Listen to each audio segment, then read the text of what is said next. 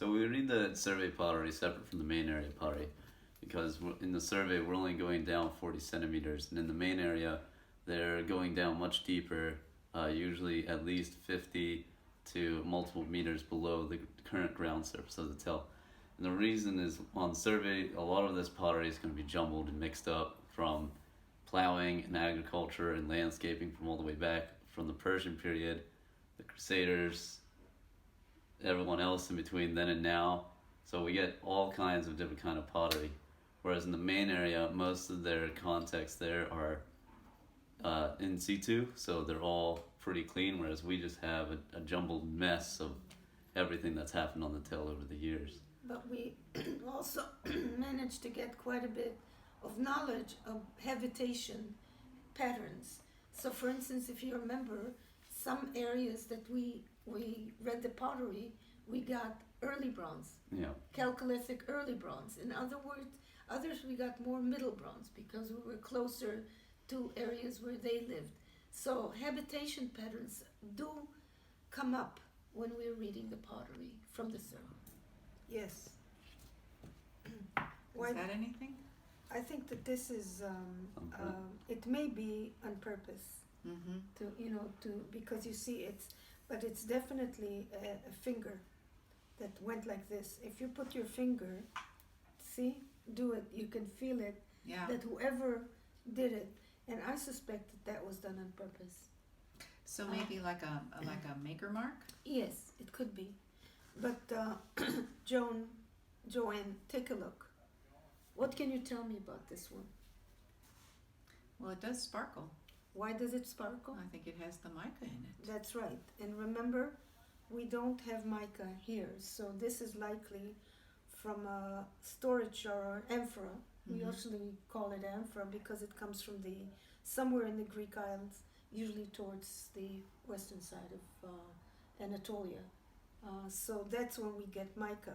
And we have been distinguishing between some that have a lot of small mica, some that have bigger mica, more mica, and more golden looking mica.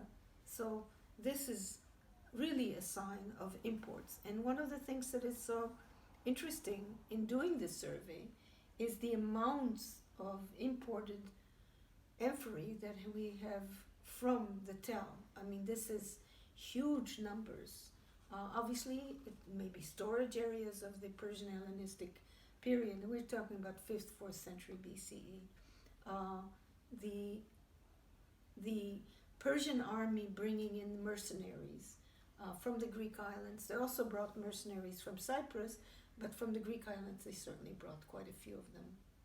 Especially, Clazomene, these areas, these colonies joined the Greeks, the Persians on their way to conquer and reconquer Egypt. So we're talking of Artaxerxes II, likely, and his mercenaries. So that's what we have here. And they obviously wanted their own wine, or maybe Akko was actually a focal point or a hub for the trade in the Eastern Mediterranean. Besides I have one more question, and that is, I've been wondering why so many of these are more of an orange, and then some are red. This feels like this is more red. It just looks different. Like for instance, this comes from a cooking pot. Okay. In other words, cooking vessels are made slightly different, but it also has to do with the kind of firing and the kind of ware that you have, the kind of ware. For instance, if the ware has more iron in it, and it's in the kiln, it becomes redder.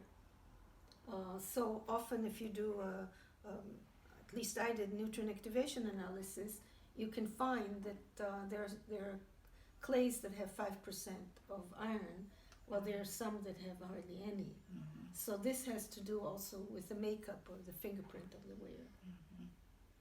Well, would that be local since there's iron on the Tel? I suspect that the iron on the Tel was brought in from afar. So I don't know, but there's certainly, and you see this play with iron and oxidation and etc. in what we call the Greek wares, like the red paint, the red figures and the black figure ware, red and so these are all partly people knew how to deal with this.